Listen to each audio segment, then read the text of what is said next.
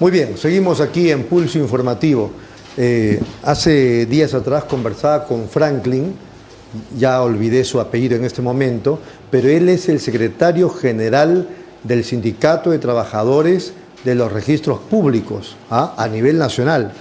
Y él me decía, estamos iniciando una huelga de 48 horas. No le dije nada, pero me puse a pensar, eso es paro. Porque la huelga, digamos, empieza, pero no se sabe cuándo terminará. A eso antes le llamábamos huelga.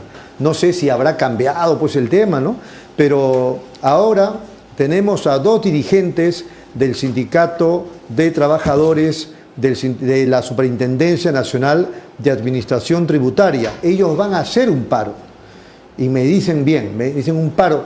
La pregunta va a ser si es de 24 o de 48. ¿Es de 24 o 48? Bueno, en primer lugar...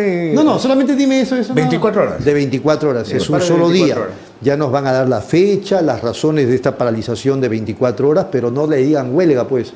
Eso es para Franklin, ¿no es cierto? Para la SUNAT. En la SUNAT sí han sido bien claros los trabajadores. Este es un paro de 24 horas. Nos acompaña, la productora hay que ponerle una multa, a ver si nos vamos un ratito a la pausa, porque nos acompaña Abilio, nos acompaña Daniel Cubillas, pero yo necesito los datos concretos, pues como pero nos presentamos, ¿no es cierto? A ver, Abilio, ¿cómo está? El que les habla está hasta el 2021 como presidente de la Federación Nacional de Trabajadores Aduaneros y Tributarios del Perú. Mi nombre, Abilio Minaya. Abilio Minaya. Minaya, sí. Daniel Cubilla, secretario de Comunicaciones de la Federación de Trabajadores de SUNAT, FENTAT SUNAT. Muy bien. Abilio Minaya, ¿por qué han decidido hacer una paralización de 24 horas? ¿Qué pasa con la SUNAT? Bueno, en realidad la decisión es de la CGTP. Nosotros, como parte orgánica integrante de la CGTP, estamos acatando el paro. En todo caso, la plataforma viene de la CGTP y la CGTP viene de hace tiempo insistiendo de que hay un montón de decretos supremos que está emitiendo, decretos de urgencia de parte del gobierno que son atentatorios de los derechos laborales, de los derechos humanos, correcto, de los derechos económicos ganados por la sociedad, por los trabajadores. O sea, por lo tanto, este paro es de todos los sindicatos. De todos los trabajadores que en el Estado estamos organizados, correcto, alrededor de la CGTP y algunas otras centrales que también se están plegando, porque muchas de ellas tienen un punto de conciencia común, que este decreto supremo 014 es un decreto que es regresivo a los derechos conquistados por los trabajadores. Daniel me mandó la información, yo la imprimí, pero la dejé en la oficina, no la traje. Así que la pregunta es, ¿cuál es el día del paro? Nosotros estamos llamando al paro el 19 de marzo. Ya, es un paro a nivel nacional de diversos sindicatos y también de varias centrales. De varias centrales que se están plegando. Se están plegando al paro, hasta donde tenemos conocimiento. Junto con la CGTP hay otras centrales que no son de manera directamente orgánicas, aunque se manejan, digamos, con mucha paridad con la CGTP, como la central La CITE, que es una central estatal, es otra confederación, solo que de menor ámbito a la CGTP, también una... De acuerdo a la Confederación Intersectorial de Trabajadores Estatales. CITE. La CITE. También. Me acuerdo también de Pasalacua, cuando el hombre estaba en esos tiempos, todavía está vivo, solo que ahorita ya no ejerce labor dirigencial. También están los compañeros de la CTE, que es otra central de trabajadores estatales, de otro sector, de otro segmento, que también están plegándose al paro. Y sobre todo les acompaña en una federación mundial a la cual nosotros como gremio estamos afiliados, que es la Internacional de Servicios Públicos, correcto, que tiene presencia en 120 países, tiene más de 50 millones de afiliados a nivel global. Perfecto. Ahora, ¿este paro es por uno o por varios decretos de urgencia que este gobierno ha estado presentando? Ya, acá yo tengo la carta abierta que han dirigido a los compañeros de la CGTP, al presidente Vizcarra.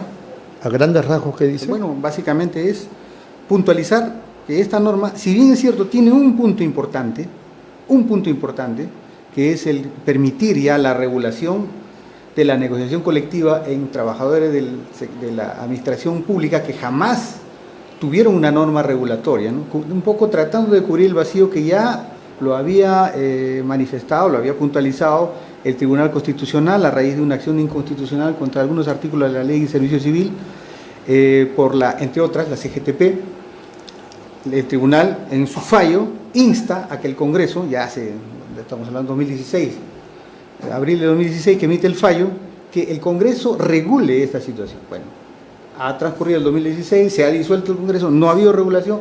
Este gobierno, en las postrimerías inclusive del funcionamiento ya regular de la Comisión Permanente, aunque la Comisión Permanente pasa simplemente a ser una vez de parte. Es un té de tías a veces, sí. De todas maneras, en la última etapa, sacan este decreto de urgencia. ¿Qué es la número? Que es la número 014. ¿Ya? 014. ¿Qué dice este decreto? Que este decreto de urgencia, entre las cosas que trae, de perjuicio, es que hace que el Ministerio de Economía sea un superministerio. Antes, todas las valorizaciones de las peticiones de los trabajadores previamente se solicitaban a que el estudio, digamos, el análisis o lo que le llaman el informe económico financiero lo emitiera el Ministerio de Trabajo, porque para eso es el sector competente. Ahora resulta que el Ministerio de Trabajo abdica sus funciones, o se le hace abdicar, no sé cuál sea el término técnico, y resulta que ahora esas funciones las asume el MEF. El MEF hace las valorizaciones y el MEF dice... ¿En base a qué? Si no maneja la información laboral, digamos. Claro, lo que pasa es que el gobierno está tratando de centralizar todo y el MEF se le está dando determinada cantidad de atribuciones que puede inclusive decir, ¿sabes qué? No se puede negociar porque esto es inviable. La negociación va a tener que ser del sindicato con el MEF. Prácticamente. El MEF inclusive se está arrogando con este tipo de norma, de la posibilidad de vetar el cumplimiento, inclusive de laudos, porque este decreto está interfiriendo inclusive con la jurisdicción. Bueno, nosotros a nivel constitucional conocemos la justicia ordinaria o el fuero común, la justicia militar o el fuero militar y el fuero arbitral, que es la posibilidad de que usted y yo, por ejemplo, en cualquier desavenencia que queda en el ámbito de los derechos privados de los dos, podamos recurrir a un tercero y decirle, ¿sabe qué? Arbítranos y lo que tú emitas como laudo lo vamos a cumplir. La única posibilidad de revisar eso a nivel judicial es recurriendo en un recurso de apelación ante el Poder Judicial, una sola vez. Entonces, esto evidentemente nos abrevia un sinfín de trámites que existen y de incertidumbre en el Poder Judicial, porque esta es una justicia, dicho sea de paso, que la pagan los trabajadores. La justicia arbitral laboral, que también está invadiendo terreno de la justicia arbitral común, que es más que nada la comercial. ¿Por qué? Porque está interviniendo el Estado. Como el Estado es parte de este arbitraje, el Estado no le gusta que le enmienden la plana, ¿no? El arbitraje, evidentemente, hay normas tan lesivas y amenazantes que, por ejemplo, dicen que si el arbitraje es anulado, al árbitro se le puede destituir y se le puede borrar de los registros arbitrales. Si ese árbitro ya no, ¿con qué imparcialidad, ¿no? Con qué, digamos, tranquilidad intelectual va a poder analizar y emitir si tiene justicia el trabajador o el empleador o un punto intermedio? Entonces, nosotros que somos fieles convencidos de que la Constitución está diseñada para propiciar o promover el arreglo pacífico de los conflictos laborales, sin embargo vemos que aquí la última puerta para una composición pacífica, o sea, sin que lleguemos a medidas de fuerza, que es el arbitraje, se está cerrando. Porque inclusive el Ministerio de Economía puede declarar la inaplicación de lo que ya quedó laudado, lo que ya quedó cerrado, zanjado. No el Poder Judicial, que es el que la Constitución le da la posibilidad de revisar. No, es el MEF. Es el MEF ahora, que puede decir, no, me declaras inaplicable. O sea, como amo y señor de los derechos laborales. Exactamente, el amo y señor de los derechos laborales. Nosotros, en la praxis de la negociación colectiva... Y esto no es casualidad, o sea, ya era parte de un plan. Es lo que nosotros hemos venido apoyando, aunque por momentos creíamos que el gobierno de Vizcarra era un gobierno más democrático, por eso que apoyamos todas las medidas que emprendió, sobre todo el anteaño pasado, el 2018, cuando se hicieron los referéndums para hacer 5 modificaciones a la Constitución. Ahora, con la disolución del Congreso, no creo que no haya habido ningún peruano que haya aplaudido eso. ¿Este decreto, el 014, entró ya en vigencia? Este decreto está vigente. Ya, pero el Congreso, cuando inicie funciones, tiene que revisarlo. El Congreso debería revisarlo, y es más, ya ha anunciado que va a revisarlo y lo va a derogar, porque hay artículos inconstitucionales. Nosotros no somos tan extremos. conforme la posición de la CGTP, decimos, no, momentito. Es verdad que tiene muchos puntos lesivos, ¿no? En lo que limita la autonomía, la libertad sindical, en lo que recorta, o mejor dicho, obliga a que las empresas del Estado, por ejemplo, estoy entrando en un terreno de las empresas del Estado porque en nuestra entidad, la SUNAT, no regimos bajo el régimen de las empresas del Estado.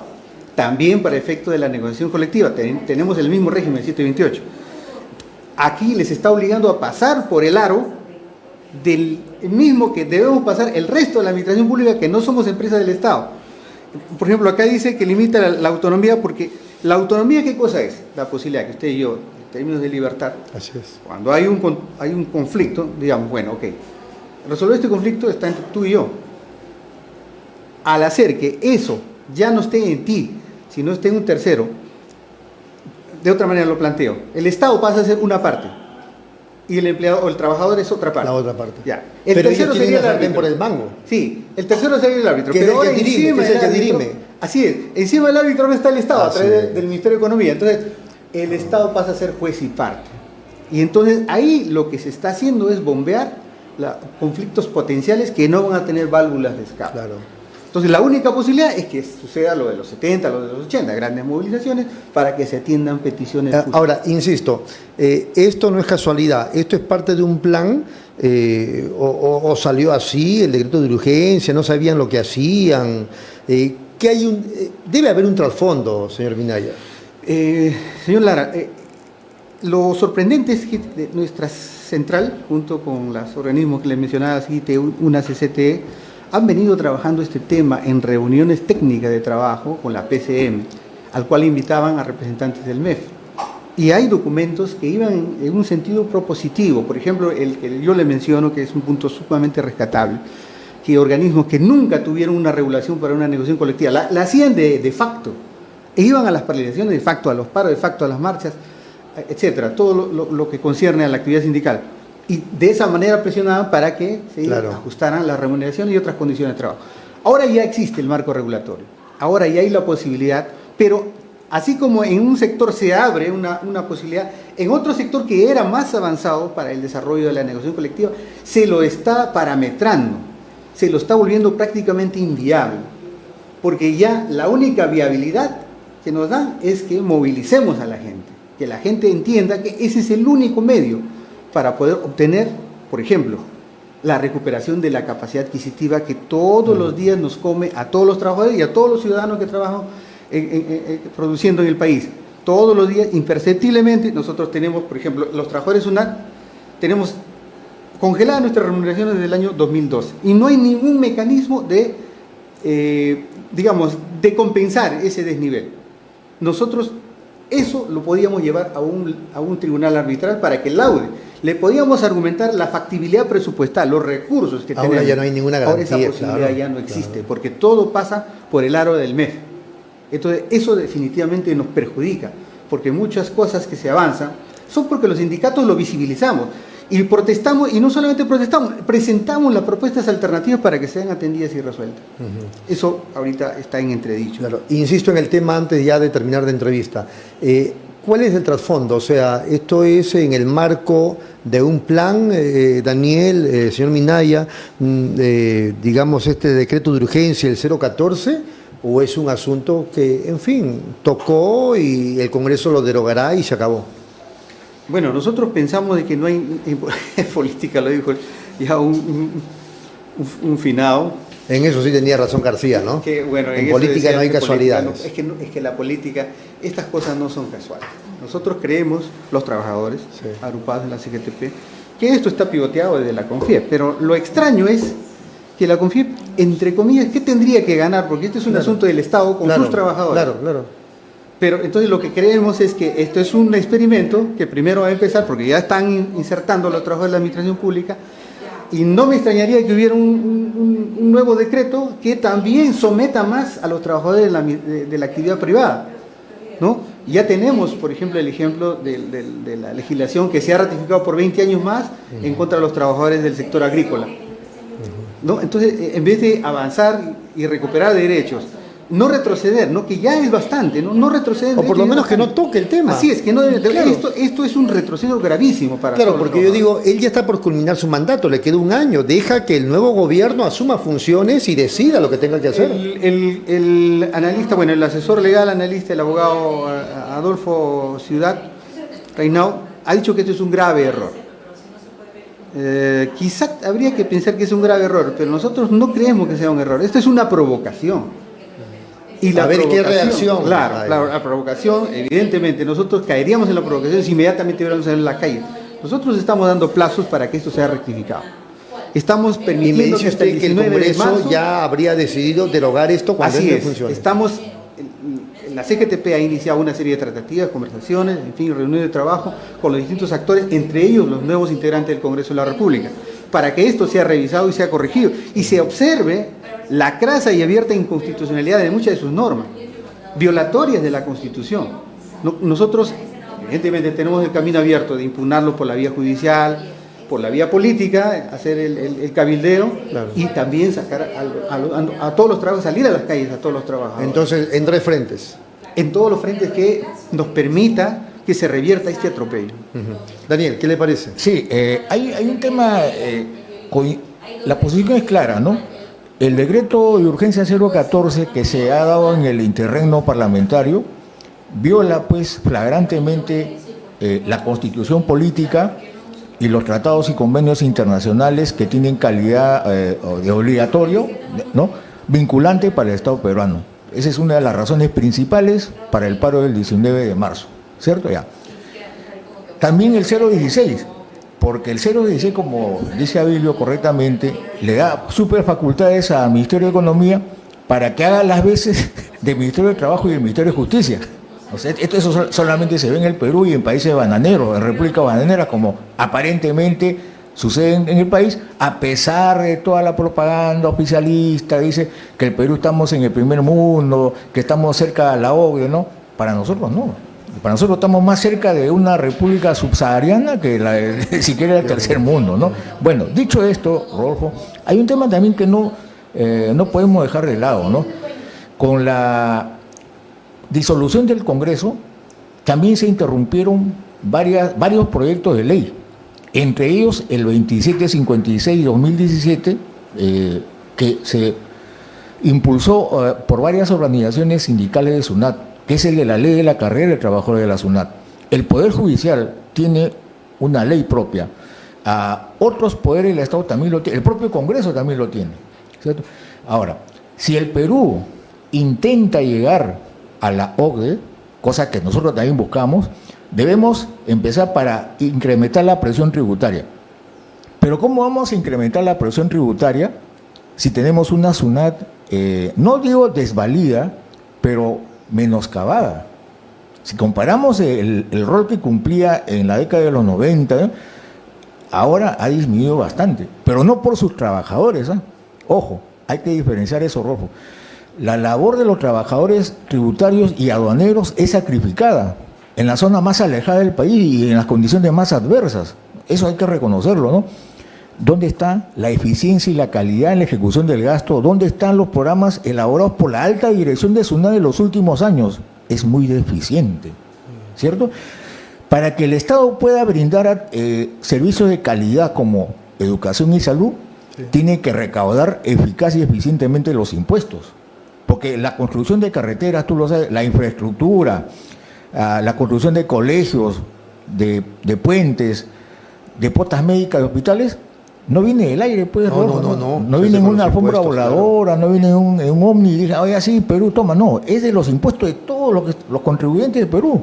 Entonces, si queremos un Estado moderno, cercano a ingresar totalmente, plenamente a la OCDE, tenemos que tener una SUNAT fuerte. ¿Cómo eso marcha la recaudación? La recaudación, ese es un tema bien interesante, Rodolfo. La recaudación, en términos reales, en moneda constante, se mantiene estacionaria de hace muchos años. Estacionaria. La presión tributaria del Perú es del 14%. ¿Y sabes cuánto es la del promedio en América Latina? Es el 21%. Y lo de la OCDE son 32%, ¿no? O sea, es como la Copa Sudamericana y la UEFA y la Champions League, ¿no? El Perú, estamos acá en el Perú. Pero seamos optimistas. Para eso necesitamos una ley de la carrera meritocrática, con predictibilidad, para que el trabajador que ingresa a la SUNAT sepa cuáles son su línea de carrera, su norte, y que se eliminen pues los famosos compadrazgos, la democracia, que es tan criollo, ¿no? Hay muchos colegas, y eso es frustrante, Rodolfo, mujeres, hombres, que se esfuerzan en estudiar, en obtener su maestría, su doctorado, con la suya, no con la del Estado. Pero sin embargo ven que a la interna, con concursos internos, se elige pues a la clásica, ¿no? Porque es tu ahijado, lo mandas de beca, porque es tu sobrino, es de tu promoción. Entonces, entonces yo, ¿para qué he estudiado? ¿No? Entonces, ese es un proyecto que quedó pendiente, el compromiso de la Federación, y ya estamos coordinando con todas las bancadas de este nuevo Congreso para terminar de gestionar este proyecto de ley que es el 2756. También la exclusión de servir.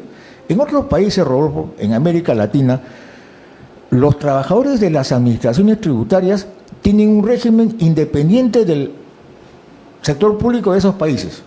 Con eso no queremos decir que la SUNAT sea una isla dentro de un continente o un estado dentro de otro estado, no. El trípode de la política económica fiscal de un país reside ¿qué? En un banco central, en una administración tributaria y un Ministerio de Economía y Finanzas. La SUNAT merece eso y mucho más. Amigo contribuyente, amigo usuario de comercio exterior, si queremos que el Perú avance para prestar servicio de calidad en educación, en salud, tienes que apostar por una SUNAT fuerte, moderna. Y eso es uno de los objetivos de la Federación. Totalmente de acuerdo. Para concluir, algo que los periodistas solemos preguntar, ¿siguen cogoteando a los más chiquitos y pasando con agua tibia a los grandotes? Efectivamente, mira, no podemos generalizar, los malos actos de uno no pueden contaminar a los demás. Hay un ejemplo bien claro, y Abilio no me va a dejar mentir, ¿no? Hace pocos días hemos recibido una respuesta bien pintoresca, por decirlo menos, ¿no? Ahorita está de moda el Club de la Construcción. Sí. Hay dos grandes casos de corrupción, de mega corrupción, Odebrecht y Club de la Construcción, que es la versión peruana de la constructora brasileña Las Coimas. Ahí la respuesta que SUNAT nos alcanza y dice, señores, no podemos seguir investigando al Club de la Construcción porque no hemos podido todavía identificarlos claramente. ¿Cómo? Oiga, no lo entiendo. De repente más adelante, ¿no? O sea, Rodolfo Lara, Daniel Cubilla, Sabilo Minaya, no somos capaces de identificar quiénes son los potenciales evasores y defraudadores tributarios que han perjudicado con su omisión presuntamente cómplice a que se perpetren estos delitos en agravio del Estado. Y eso es inaceptable, por Rodolfo, ¿no? Sí, es una muy buena pregunta, porque esa es la imagen que justamente el proyecto que ha mencionado Daniel procura encauzar, ordenar, regular, porque esto de a mal Cristo mucha sangre, ¿no? Dicen cuando el pintor es malo, es mediocre, no te va a salir un Cristo bonito, bueno, échale sangre. Entonces, un poquito así sucede cuando las administraciones tributarias, los cargos que exigen una calificación, una experticia y una ejecutoria comprobada en el tiempo, no se lo entregan al profesional que debe hacerlo y se direcciona. Y eso sucede porque hay una altísima tasa de discrecionalidad en el otorgamiento de los niveles directivos o jefaturales. Entonces, responsabilidad del trabajador no es, porque el trabajador a través de sus dirigencias sindicales y sus representaciones sindicales denuncia cuando hay casos de compadrazgo, cuando hay casos de favoritismo, pero lamentablemente muchas de esas cosas quedan en el saco roto. Ahí seguramente Daniel te va a mencionar después el tema de un alto directivo, pero para redondear la idea, lo que propone el proyecto es justamente reducir a los niveles que están en la ley marco del empleo público, que no está derogada, para las entidades que todavía no entran al régimen de servicio civil, como la SUNAT y muchas otras, establece los porcentajes. Esos porcentajes de los cuales, de los trabajadores de carrera, debe salir un porcentaje para los niveles directivos. ¿Por qué es importante esto? Porque el trabajador de carrera se debe a su institución. Claro. Ellos es como un oficial del ejército, va a la escuela militar, sale como alférez, subteniente, y su deseo de vida es llegar a ser general. Entonces, va a hacer todo lo que esté humanamente en su posibilidad para alcanzar ese objetivo de vida al final de, está en su derecho. Sus años, está en todo su derecho. Y es su institución. Claro. Nosotros no tenemos progresión, por ejemplo. Todos los cambios salariales, ninguno. nadie va a poder desmentir, y esto está grabado, y seguramente muchos altos directivos de la zona lo pueden decir, pero ninguno me va a poder desmentir que ha habido un solo caso de progresión. O sea, de la posibilidad de que cada cierto tiempo hayan concursos internos, pasen los mejores para poder alcanzar las plazas que queden vacantes de gente que ya cumplió su ciclo y está subiendo o está saliendo de la entidad. No existe eso.